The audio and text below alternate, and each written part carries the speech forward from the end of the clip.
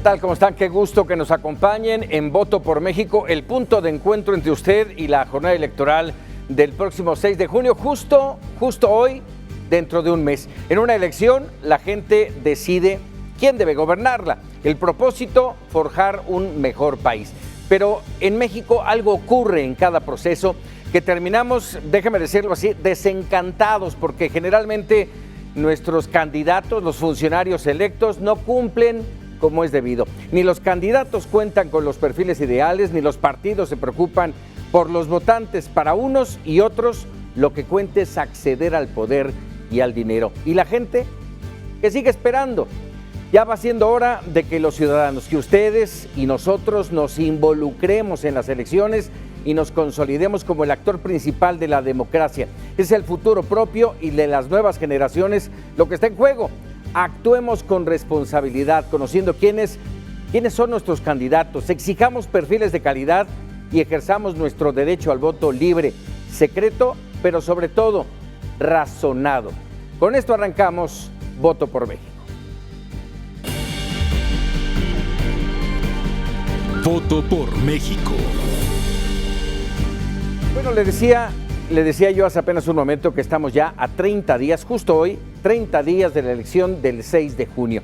Las campañas están ya en su apogeo, hay debates, encuestas, controversia, un presidente de la República que sigue incidiendo en el proceso a pesar de estar advertido y un árbitro que no haya cómo frenarlo.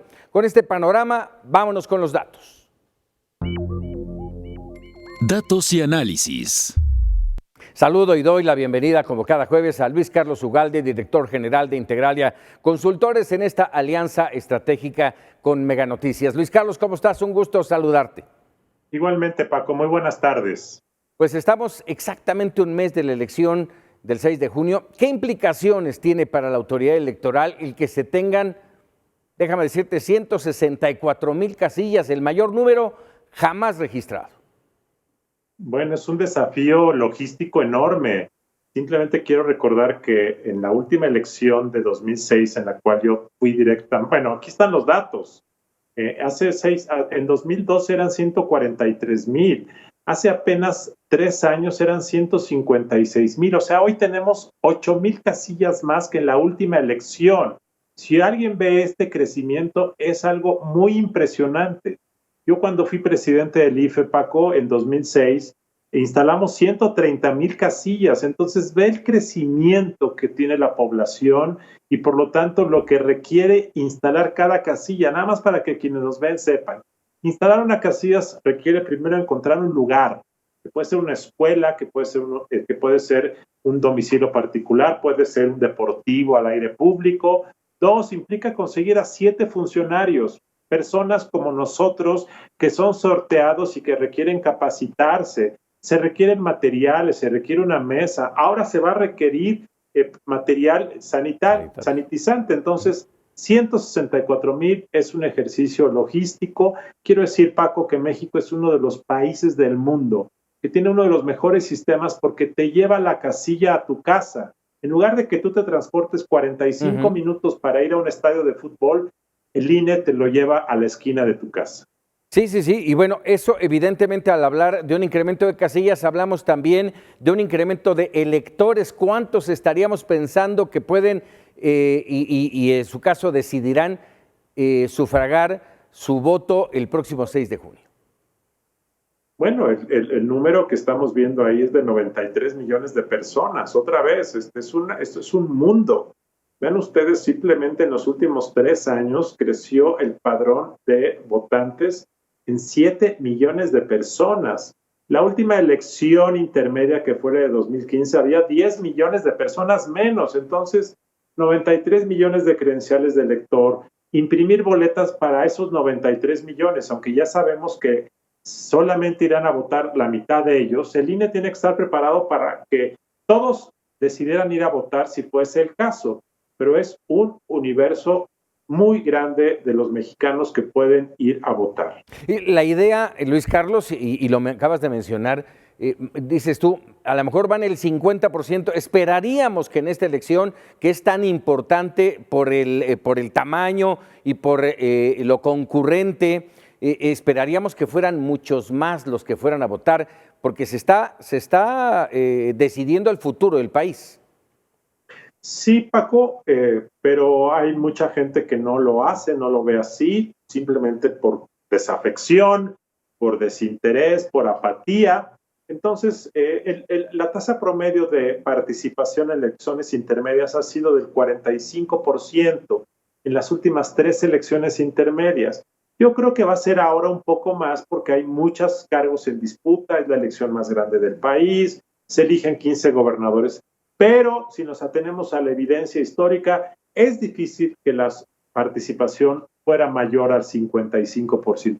Muy difícil, pero si fuera el 52, 53, ya podríamos darnos por ser una elección muy exitosa respecto al pasado. Sí, vamos, y lo nuestro aquí en Voto por México es invitar, insistir con nuestro auditorio a que hay que ir a votar. Es importantísimo, es parte de la democracia, de consolidar esa democracia, el ir a votar. Y bueno, déjame preguntarte, a partir de la reforma electoral se ha hablado de la figura de las elecciones concurrentes. ¿Qué significa eso? Y evidentemente esta será, sin duda, una elección concurrente.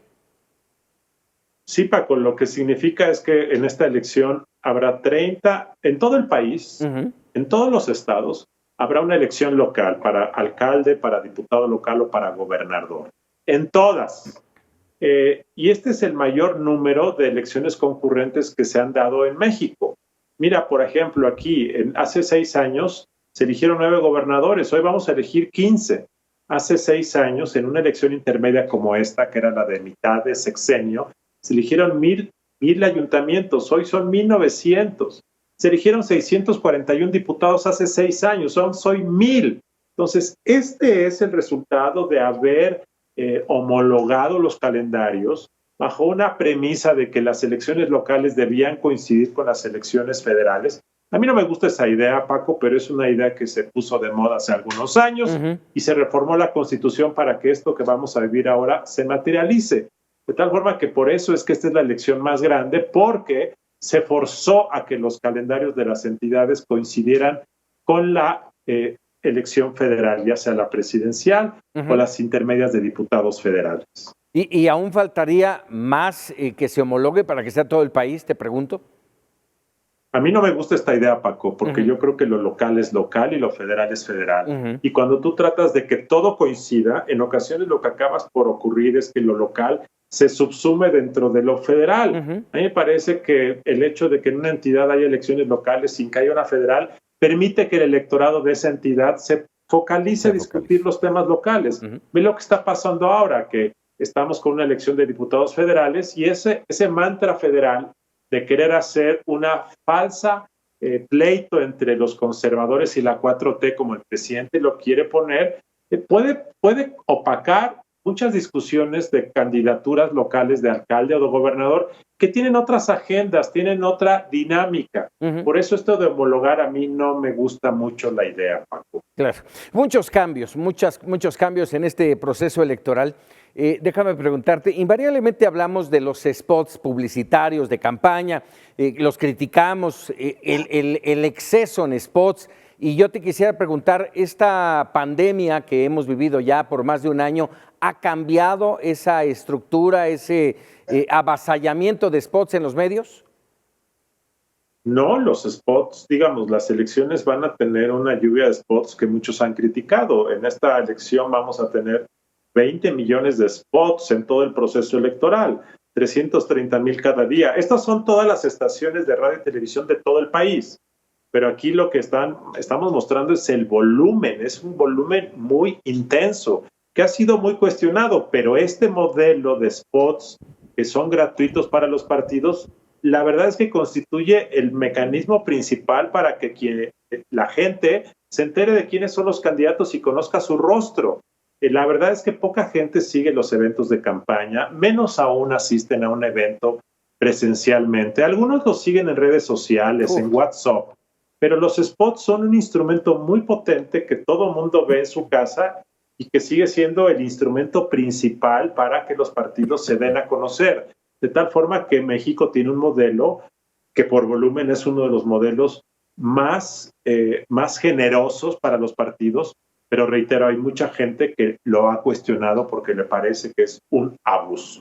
Sí, sí, sin duda, sin duda. Y bueno, ya hablaremos en su momento de los spots, por así llamarlos, esos videos en redes sociales, algunos muy buenos, otros verdaderamente de pena ajena. Vamos a hacer una breve pausa, Luis Carlos. Vamos a regresar más adelante contigo porque hay temas muy interesantes de lo que está viviéndose en esta coyuntura electoral y del cual necesitamos platicar contigo.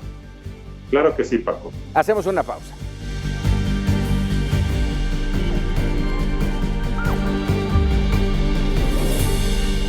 A poco más de un mes de las elecciones 2021 y de acuerdo con las últimas encuestas, Indira Vizcaíno, candidata a la gubernatura de Colima por Morena, se mantiene a la cabeza de la contienda con el 40% de las preferencias electorales, mientras que en segundo lugar vendría Leoncio Morán de Movimiento Ciudadano y después Meli Romero de la coalición PAN, PRI y PRD. Al final de las preferencias de la gente, de momento, se encontraría Virgilio Mendoza del Partido Verde Ecologista. Mientras tanto, y luego de semanas de polémica, mismas que concluyeron con el retiro de la candidatura de Raúl Morón, este fin de semana Alfredo Ramírez Bedoya se convirtió en el candidato oficial a la gubernatura de Michoacán por Morena. Por ello, arrancó su campaña en la Plaza Valladolid, donde estuvo acompañado del presidente nacional del partido, Mario Delgado, así como del mismo Raúl Morón, quien ahora es dirigente estatal de Morena en la entidad. Este próximo domingo 9 de mayo, en punto de las 19 horas, se llevará a cabo el debate entre los candidatos a la gubernatura de San Luis Potosí, de acuerdo con la información publicada en el sitio del Consejo Estatal Electoral y de Participación Ciudadana. Los ciudadanos podrán mandar sus preguntas a los candidatos. El debate será transmitido por los diversos medios de comunicación públicos de la entidad. Finalmente nos encontramos que Rubén Rocha Moya, candidato de Morena al gobierno de Sinaloa, ha tomado una ventaja de 13 puntos frente a Mario Zamora Gastelum, abanderado de la alianza conformada por el PAN, el PRI y el PRD. Esto de acuerdo con la más reciente encuesta del Financiero, publicada este martes. En dicho análisis, pero del mes pasado, ambos candidatos estaban en un empate estadístico con solo 2 puntos de diferencia. Para Mega Noticias, Rodrigo Muñoz.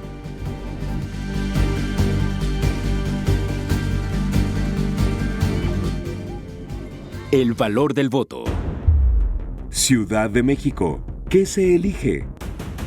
Este 6 de junio los capitalinos volverán a las urnas. Se renueva a los titulares de las 16 alcaldías, así como 160 concejales. También se vota por los 66 integrantes del Congreso capitalino. 33 de mayoría relativa y 33 de representación proporcional, así como un diputado migrante. Destaca que por primera vez, alcaldes y diputados se podrán reelegir. Bueno, ya estamos de regreso en Voto por México. Por su condición de capital de la República, por el tamaño de su población y sus complejidades, la Ciudad de México enfrenta importantes desafíos de cara a la elección del 6 de junio. Vámonos con los retos. Los retos. Saludo y le doy la bienvenida a Mario Velázquez Miranda, consejero presidente del Instituto Electoral de la Ciudad de México. Mario, ¿cómo estás? Un gusto saludarte. Paco, un gusto igualmente a ti y a tu auditorio saludarles para esta vía. Muchísimas gracias. Una elección importante para el país, pero bueno, en especial la Ciudad de México. ¿Cuál es el panorama que se observa en este instituto que presides, que va a tener una chamba, déjame decirlo, muy intensa el próximo domingo 6 de junio? Bueno, todos los procesos electorales tienen un gran reto implícito en la organización, pero en este caso específicamente las circunstancias que enfrentamos en la ciudad derivado de esta situación de pandemia, pues nos imponen un doble reto. Y como autoridades electorales, pues desde luego para nosotros revisar los procesos que tenemos para el ejercicio del voto es fundamental, a efecto de armonizar la parte del ejercicio del derecho político con el derecho a la salud. Y trabajamos en ello día a día para garantizar que quienes acudamos a la urna el próximo 6 de junio lo haremos con seguridad, lo haremos con la oportunidad de vida en una elección tan importante, como ya lo has dicho, donde hay cargos muy importantes a elegir, particularmente porque se trata de autoridades cercanas a nosotros en nuestras comunidades. Tan solo 16 alcaldes. Estamos hablando de la Ciudad de México y no podemos dejarlo a un lado, que ha sido por mucho tiempo el epicentro de la pandemia de COVID-19. ¿Incidirá ese factor? Bueno, en principio para nosotros es una cuestión importante. Me parece que hoy día, atendiendo a los protocolos que se han desarrollado, no creo que tenga mayor elemento. Sin duda está en la incertidumbre del porcentaje de participación. Creo que en la Ciudad de México se ha dado cuenta de una participación muy amplia en los procesos electorales pasados, 2018 con más del 70% de la lista nominal que participó en esa elección, y ahora para esta elección intermedia, que lamentablemente, como ya lo ha señalado, se disminuye el porcentaje de participación. Sin embargo, estimamos que por lo menos más del 44%, que es el referente inmediato anterior, lo alcanzaríamos en este proceso electoral, dado que hay muchísima efervescencia política y nos parece que en razón de ello habrá una amplia participación en la ciudadanía. Déjame preguntarte algo que me ha preocupado, sobre todo en los últimos días, en el entorno del Instituto Electoral de la Ciudad de México. Déjame decirlo así, rumores, aunque sé que estás inmerso en esta situación, de que podría ser esta la última elección del instituto. Bueno, me parece que en términos de lo que hoy se tiene en nuestra normativa constitucional, este Instituto Electoral de la Ciudad de México tiene plena vigencia. En lo particular, mi cargo fue de 7 años, mismos que concluirán el próximo 30 de septiembre de 2021. Ahí estaremos ya concluyendo con este mandato que se nos otorgó y desde luego cumpliendo con el tercer proceso electoral que tuvimos a nuestro cargo. La institución electoral sin duda tiene también tareas importantes, además de las electorales, como son las de participación ciudadana, una serie de instrumentos que tú conoces y que sabes que en nuestra ciudad sin duda dan derechos que la ciudadanía le permiten tener no solamente rendición de cuentas, sino también una amplia participación en los procesos de asignación de recursos económicos públicos. Y te lo pregunto por el tema de presupuestal, que ha sido tema en los últimos días.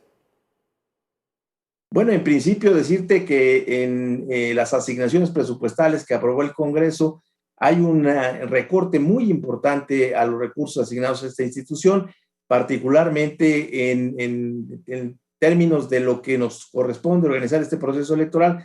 Todos los recursos asignados hoy día han sido encaminados a atender esta alta responsabilidad y estamos seguros que en términos de lo que el propio Congreso determinó de una ampliación presupuestal atendiendo a los ingresos que tenga el gobierno de la ciudad, podrán darse ampliaciones para efecto de atender otras responsabilidades adicionales a estas vinculadas al proceso electoral. Creemos que en términos del planteamiento establecido en nuestro presupuesto, es necesario contar con esos recursos para atender las otras responsabilidades que sin duda son también importantes para la ciudad y para quienes vivimos en ella. Vamos, ¿sí alcanza para llevar esta elección? Sin duda, la elección no corre ningún riesgo. Todos los recursos que se asignaron están siendo destinados a atender las diversas actividades, las diversas acciones que sean necesarias para llegar a un 6 de junio sin ninguna incertidumbre, sin ningún problema, de tal suerte que ahí estaremos seguramente con todos los elementos y con todas las actividades que se han de alguna forma destinado para efecto de alcanzar que este proceso electoral sea legitimado por la asistencia del mayor número de ciudadanas y ciudadanos a la urna, y desde luego en razón de ello es que hemos puesto todos nuestros esfuerzos y particularmente los presupuestales para ese efecto. Ahora, hablabas del tema de incertidumbre, ¿y qué más incertidumbre puede tener el instituto que tú presides, Mario, en este entorno de una demanda legal al instituto por parte del gobierno capitalino por presuntamente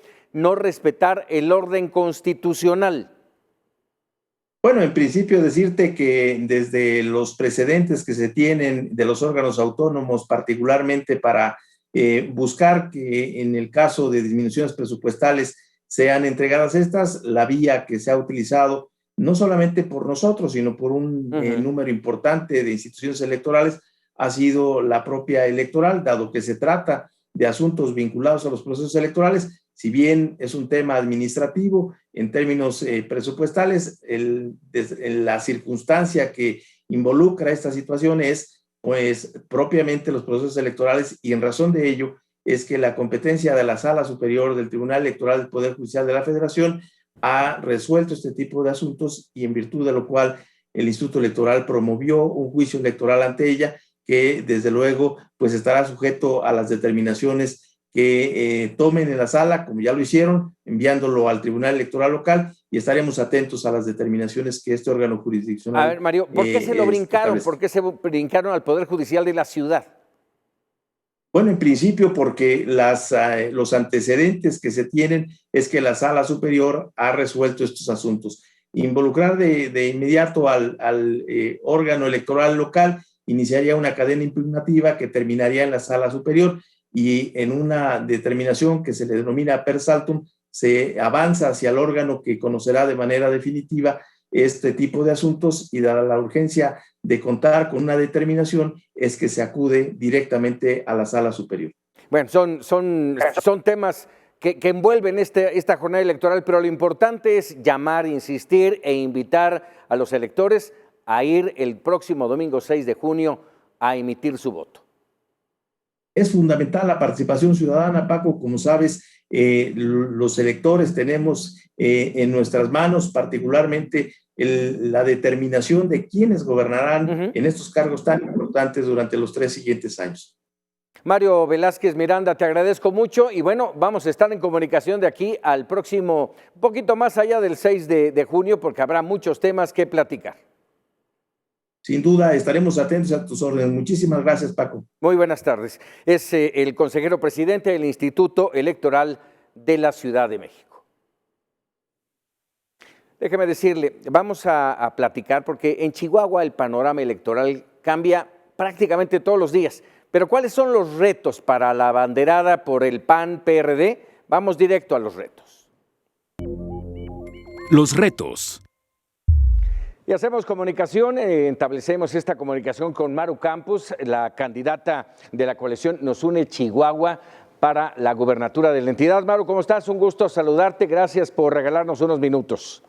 Al contrario, Paco, gracias por el espacio y un gusto estar aquí con ustedes en Mega Noticias TVC. Muchísimas gracias. A ver, dime una cosa, a pesar de todo, porque ha sido una campaña complicada, difícil, una candidatura, déjame decirlo hasta cierto punto polémico, a pesar de todo ello, te consolidas cada día más como la puntera de esta elección. Bueno, pues ha sido una campaña difícil, no nada más desde ahorita, Paco, ha sido difícil los últimos 5 años, pero bueno, siempre teniendo muy claro que la causa y la razón de ser pues son los chihuahuenses, es el Estado, y que tenemos que seguir pedaleando, porque quien deja de pedalear a final de cuentas se cae de la bicicleta. Tengo esta misión de servicio, tengo ya experiencia en el servicio público como alcaldesa, logramos dar resultados importantes como dejar el municipio con 0 deuda después de 15 años, logramos los primeros lugares, el primer lugar en finanzas sanas, dicho por Fitch y HR Ratings, logramos una cobertura universal de becas, logramos reducir los índices delictivos, también indicadores y números que no son nuestros, pero pues también que más que ser indicadores nos hablan de historias de personas que se vieron beneficiados con estos logros. Y lo que queremos hacer es justamente plasmar estos logros en el resto de la entidad. Déjame, ¿cómo entender el fenómeno Maru Campos allá en Chihuahua cuando has recibido ataques en estas campañas? Inclusive, déjame decirlo, fuego amigo. Hay investigaciones en curso. ¿Cómo entender este fenómeno? Yo creo que es precisamente la propia defensa de los chihuahuenses que hacen, yo creo que es una historia de vida que habla de resultados, una historia de vida que habla de honestidad, que habla de integridad en el servicio público, en la política, y que yo les digo es como una cuenta de banco, puedes tener 100 pesos, le quitas 5, pero te siguen quedando 95, y esa es la vida que he llevado, y los chihuahuenses reconocen esa parte de una servidora. Y tienen muy claro que pues es una mentira vieja, Paco, porque esta misma mentira y esta misma situación la han venido manejando en el 16, en el 18 y ahora en el 20 cuando empezaba el proceso electoral. Entonces, pues ya es una mentira vieja y los chihuahuenses lo saben. Soy inocente. A ver, esa parte de soy inocente la tendrás que comprobar en estos procesos que, hasta donde entiendo, la próxima semana compareces por esta acusación de uso ilegal de atribuciones y cohecha como alcaldesa de Chihuahua. ¿Cómo demostrar que no hay tal? Y yo la verdad me estoy dedicando a la campaña, los temas jurídicos los tienen los abogados y camino por delante. A final de cuentas, el hierro se hace en el fuego y yo quiero decirle a los chihuahuenses que esta fortaleza, pues es importante que la tenga Maru Campos, porque no será un gobierno fácil. Habremos de tomar los problemas, habremos de tomar al toro por los cuernos y bueno, pues nos estamos fortaleciendo también para poder representar a los chihuahuenses de manera digna. Ya pasando la elección, pues ya haré todo lo que tenga que hacer, pues me dedicaré al tema jurídico, a cerrarlo ya. Déjame decirte, Paco, tengo más de 4 años y los abogados insistiendo ante la Fiscalía General del Estado para no ejercitar la acción penal, porque no hay elementos. Pero estaba esperando a la Fiscalía General del Estado y estaba esperando Gobierno del Estado a que llegara el tiempo electoral para pues ahora sí que reventar este asunto. Entonces, lo reventaron por todos lados, Maru. Ese es un tema. El otro es el de la nómina secreta de César Duarte. Se habla entre 9 y 10 millones de pesos, presuntos sobornos. Vamos, es un proceso en el que ya estás vinculada. Sí, pero sabes que el 95% de las denuncias que se hacen ante el Poder Judicial, sí, el 95% terminan vinculadas a proceso. ¿Y por qué? Porque, bueno, pues es la nueva ley lo que nos da, es una línea muy delgada entre estar vinculado o no vinculado. ¿Qué significa estar vinculado?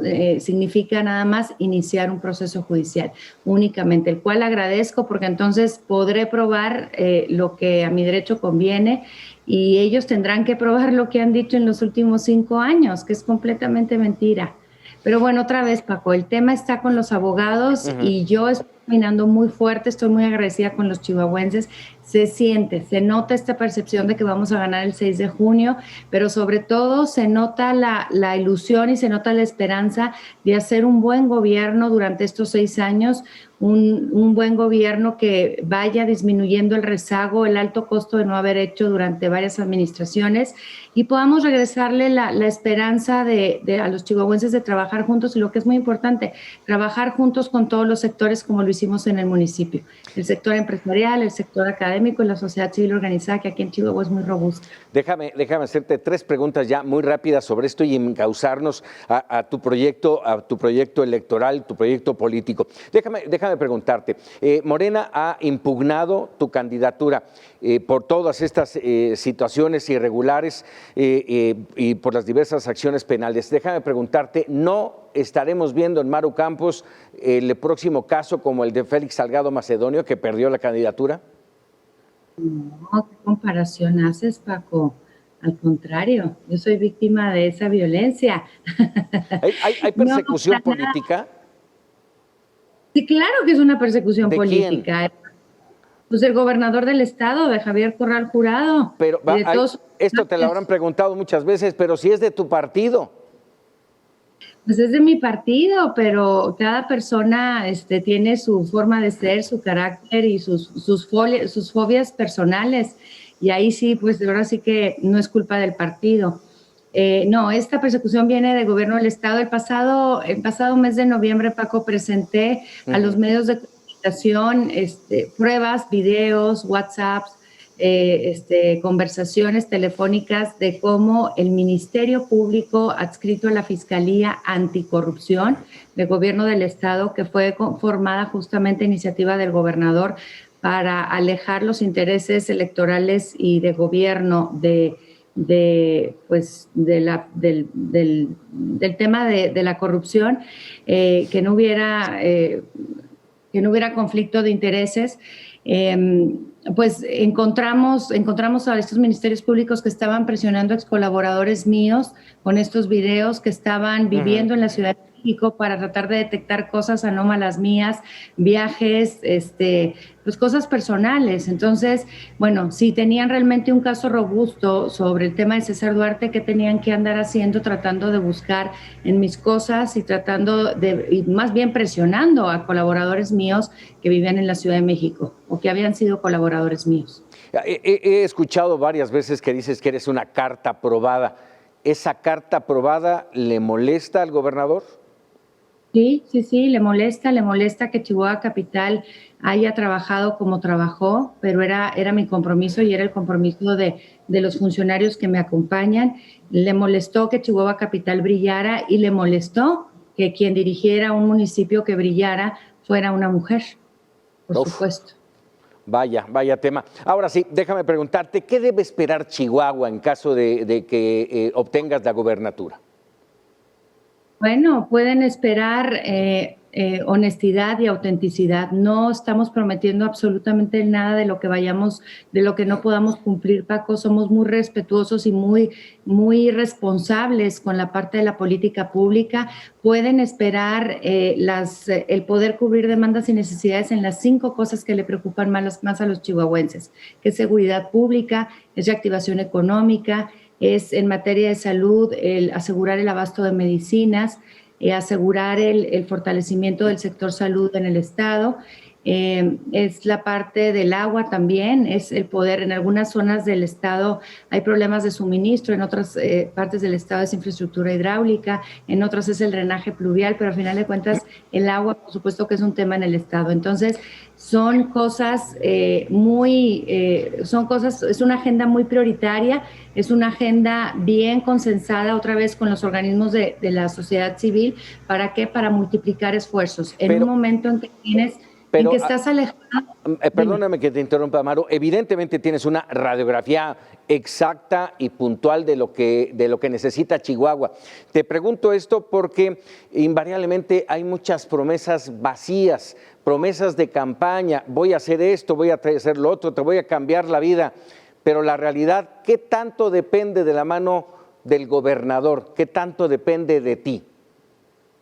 Yo creo que es un tema mucho de voluntad y yo creo que es un tema de caminar junto con los alcaldes. Yo creo que un valor agregado que tiene una servidora, que lo pongo al servicio de los chihuahuenses, es que fui alcaldesa casi 5 años y el ser alcaldesa te da termómetro y te da la cercanía con los ciudadanos para poder atender sus problemas, y sé la importancia que tienen los alcaldes. Entonces, ser una gobernadora que va a caminar de la mano con los alcaldes, no importa si son del PRI, de Movimiento Ciudadano, de cualquier partido político, voy a abrazarlos, voy a caminar junto con ellas, porque aquí el objetivo es los municipios y es el estado de Chihuahua. Entonces, puedes oír cosas como el agua, los servicios públicos, pues no le competen al gobierno del estado, no, pero acompañaré a que se solucionen estos problemas de la mano con la autoridad municipal.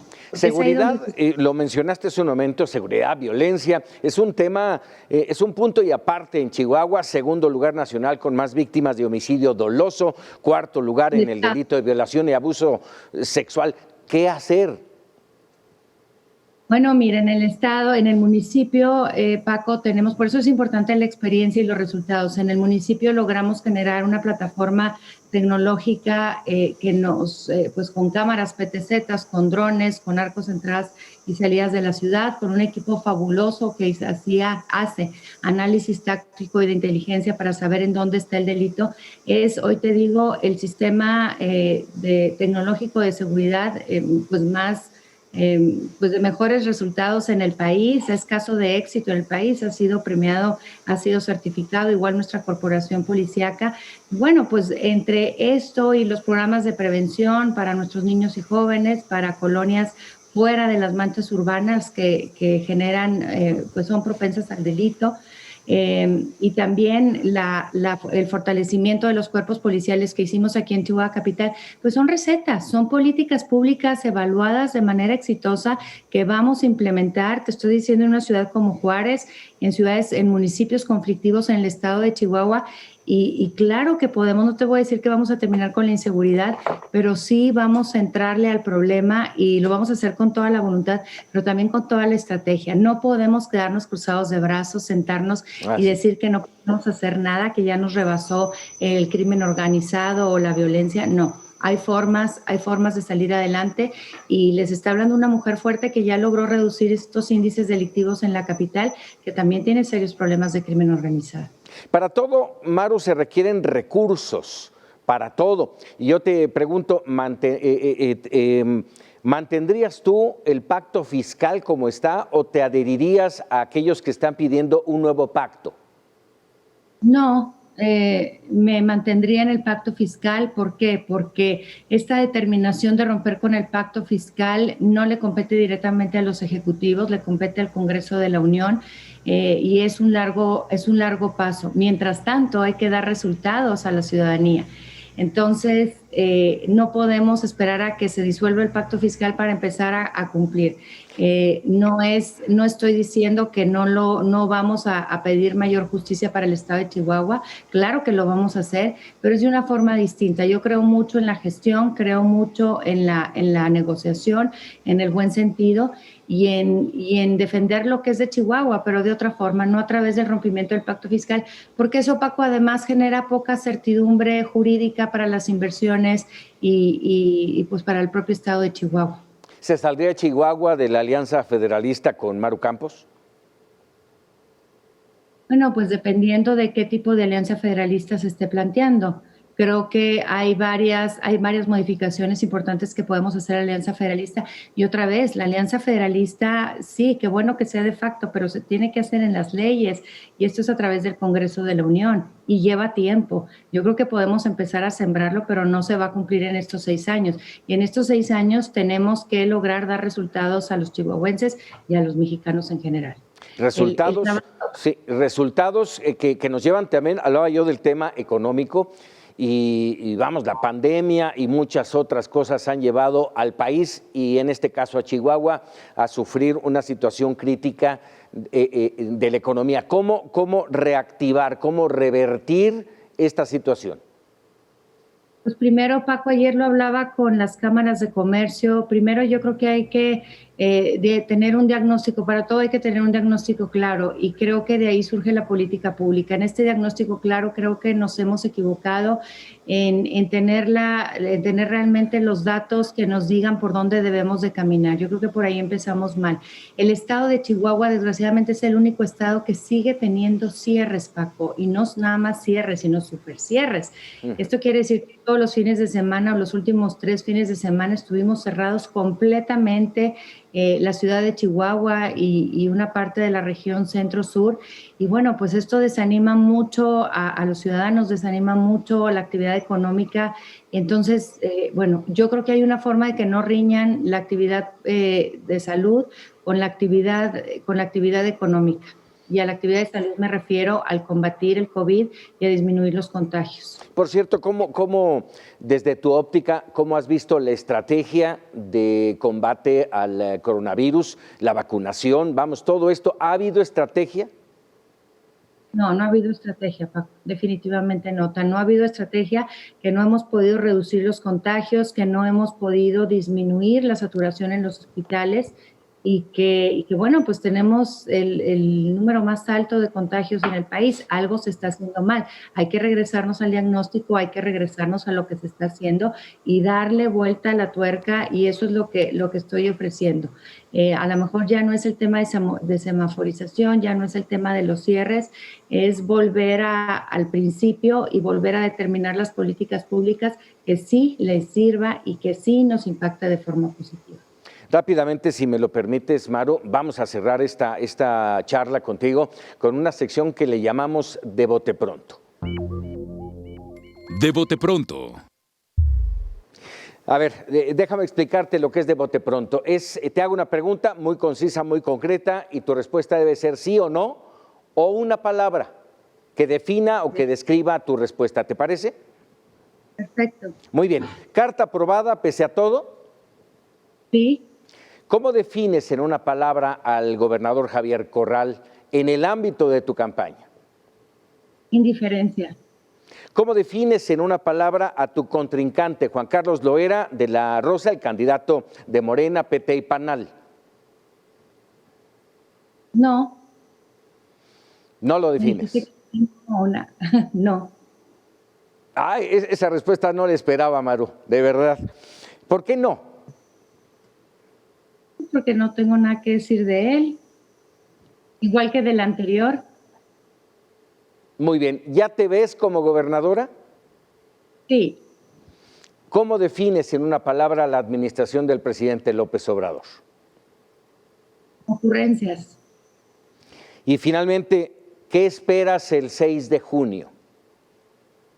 Vamos a ganar.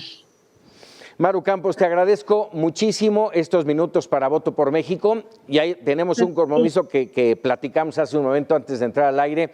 6 de junio, si resultas ganadora, estarás en nuestra cobertura especial.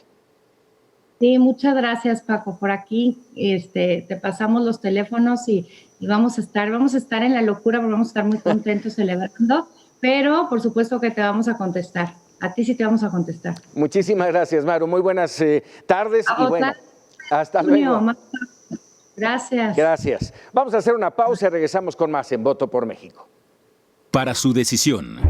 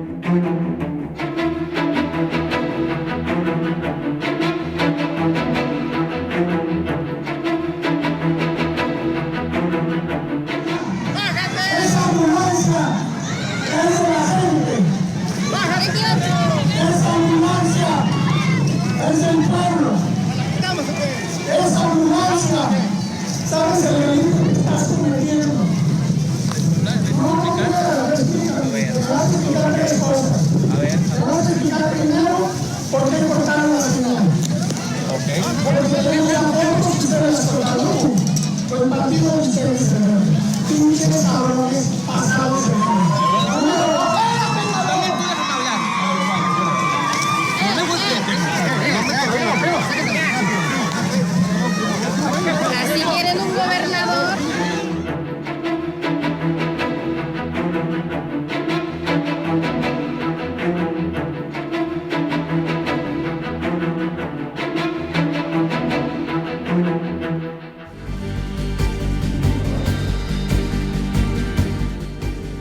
Cartón electoral.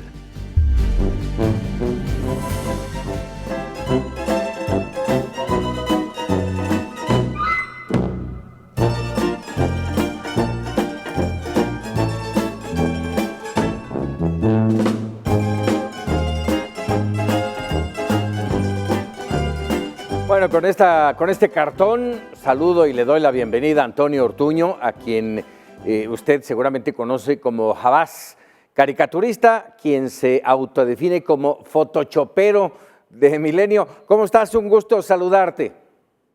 Hola, ¿qué tal, Paco? Sí, soy José Antonio Vaz, de ahí el Jabás. Jabás Monero.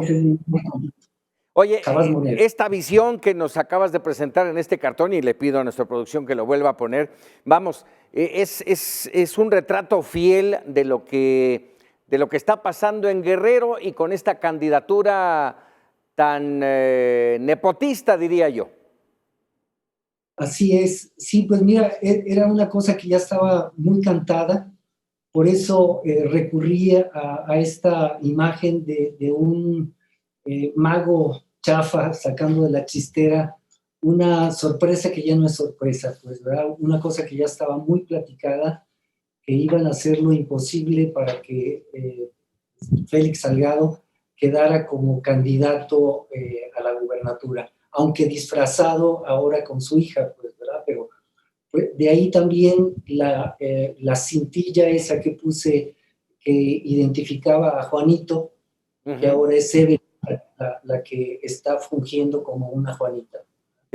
Una Juanita. Entonces, aquí la pregunta es, desde tu óptica periodística, Jabás, ¿quién va a gobernar Guerrero en caso de que gane Morena? Pues mira, en caso de que gane Morena, ya está cantadito, pues, es decir, No, Evelyn no tiene absolutamente ninguna experiencia. Sus estudios están ahí publicados, que tiene 10 horas de Word y otras tantas de Excel, algunos cursos de inglés, pero es toda su experiencia. A nivel de administración pública no tiene absolutamente nada. ¿Hay una mano que mece la cuna? Sí, por supuesto, esa es obvia, ¿verdad? Y no nada más se queda en Félix Salgado, sino va más para arriba, ¿verdad? Es al compadre de Félix Salgado que, a fin de cuentas, es el que está dando las órdenes de todo lo que es. Caray, pues Jabás, te agradezco enormemente esta comunicación. No sé si tuvimos ahí problemas. ¿Sí me escuchas? Se nos perdió Antonio Ortuño, a quien de antemano le agradezco que nos haya regalado este cartón. No es de hoy, evidentemente, tuvo que ver con la decisión de Morena de tener a Evelyn Salgado como su candidata suplente y que ya vimos ayer justamente, si no mal recuerdo, ayer arrancó su campaña de la mano de su padre, Félix Salgado Macedonio, quien, lo decía yo anoche en el noticiero, no soltó el micrófono. Y entonces aquí se pregunta uno quién es realmente el candidato. Así las cosas en el entorno de Guerrero y estas situaciones que hay que hacer mención. Hoy justamente el Instituto Nacional Electoral está sopesando el tema de una de las candidatas, la candidata de Morena al gobierno de San Luis Potosí por los mismos temas. Sí, por la misma situación de no presentar su informe de gastos de precampaña. Van a decidir entre hoy y mañana qué va a pasar con esta candidatura allá en San Luis Potosí. Vámonos ahora con las claves electorales. Claves electorales. Nos enlazamos nuevamente con Luis Carlos Ugalde, director general de Integralia Consultores. Muchos temas que platicar, Luis Carlos Ugalde. El primero, bueno, este tema del tribunal que ha reconvenido una y otra vez al presidente por sus señalamientos en las mañaneras. Es muy lamentable, Paco, lo que está ocurriendo. El presidente cada día va más lejos, no le importa, lo hace con absoluto desafío. La política requiere responsabilidad y cuando un presidente no la tiene, no hay nada más que hacer. El Tribunal Electoral debiese hacer un mandato judicial más claro al presidente para que se calle la boca. Y lo digo con mucho cuidado. Sí. Y lo digo porque es lo único que se puede decir, que se calle la boca. Como López Obrador le dijo al presidente Fox, cállate, chachalaca. Lo mismo exactamente. El presidente no lo va a hacer porque el presidente está desafiando y va a decir, ¿quién me puede decir algo? Y desafortunadamente el único que podría ponerlo en orden es el Congreso de la Unión, pero el Congreso de la Unión no lo va a hacer, Paco. Así es que viviremos con esto las próximas 4 semanas, desafortunadamente. Y esto me lleva al tema de Nuevo León, de Adrián de la Garza, y esta suerte de exhibición por parte del presidente y la reacción de Adrián de la Garza. Sí, este tema es un tema en donde se está entrometiendo en una campaña local, señalando a un candidato, queriéndolo perjudicar. Yo no sé si lo va a perjudicar al final porque Nuevo León pues son muy celosos de su soberanía estatal. La forma que a lo mejor lo acaba por beneficiar, pero el tema es que claramente se está metiendo. Sobre la materia en particular, si los candidatos pueden o no entregar tarjetas de cartón donde dicen que si ellos ganan te van a dar dinero, pues eso es una decisión de los candidatos. La verdad es que eso no es ilegal. Lo que es ilegal es que pidan datos personales para entregarte esa tarjeta. Pero si no lo es, pues es propaganda, simple y llanamente, aunque el presidente, como dice que él es el defensor de las causas democráticas, me parece que esto es incorrecto. Vaya situación. Y bueno, como bien mencionas, no habrá quien detenga este tren que sigue su curso pese al acuerdo por la democracia, pese a las leyes marcadísimas, muy claras. Bueno, pues se encamina tal vez irremediablemente a una sanción que tengo mis dudas si alguien se va a atrever a sancionarlo. El Tribunal Electoral debiese establecer un mandato judicial, pero no lo están haciendo y no veo que lo vayan a hacer. Y si el Congreso de la Unión o el Tribunal decidieran imponerle una sanción, el presidente se va a poner feliz, porque lo que el presidente quiere es que lo sancionen para burlarse o para desafiar a las instituciones y decir, miren, por estar señalando fraudes, me están castigando. Y entonces el presidente va a usar eso aún más para desacreditar a las instituciones electorales. Desafortunadamente, con un político de esas características, Paco, no hay forma de contenerlo. Entonces, esto es lo que vamos a vivir en las próximas 4 semanas. Ya no hay forma de cambiarlo, esto ya es un riesgo. Y lo que aquí hemos platicado, Paco, es el 7 de junio. ¿Qué va a ocurrir la mañana del 7 de julio cuando el presidente le pregunten qué opina de la jornada electoral de ayer? Un presidente en un país democrático con el partido en el poder y con el partido que además va a ganar el mayor número de votos, lo festejaría. Yo dudo que eso vaya a ocurrir. A ver, en ese entorno, Luis Carlos, antes de irnos, hace un momento platicaba con Maru Campos, la candidata del PAN-PRD allá en Chihuahua, y me decía, se está desinflando el candidato de Morena. Yo lo hago extensivo en este caso y te pregunto, ¿se está desinflando las candidaturas de Morena? Yo creo que en muchos lugares del país, incluido Chihuahua, sí se están desinflando. El año pasado todo el mundo pensaba que Morena iba a ganar en todos lugares, pero el hecho de que hayan surgido candidatos de coaliciones, como es el caso de Maru Campos en Chihuahua, que es muy buena candidata, y en otras entidades, ha nivelado la cancha del juego. Entonces, hoy Morena ya está en una franca competencia con otros partidos, y es probable que Morena pierda muchas candidaturas que pensaban ganadas. Pues para el presidente, que Morena pierda 70 diputados respecto a 2018 y que pierda 7 u 8 gubernaturas cuando pensaban que iban a ganar todas, pues claramente para el presidente eso lo va a leer como un fracaso y entonces va a querer culpar a las autoridades electorales, a los conservadores, a los medios de ese fracaso. No lo va a asumir como lo hacen otros presidentes. La elección intermedia hay un desgaste, se paga un costo, así ha ocurrido siempre. Este presidente nunca acepta ningún error y por lo tanto hay un riesgo de que acabe culpando y que acabe sugiriendo que hubo irregularidades. Terrible situación. Luis Carlos Ugalde, como siempre, agradecido. Nos vemos el martes.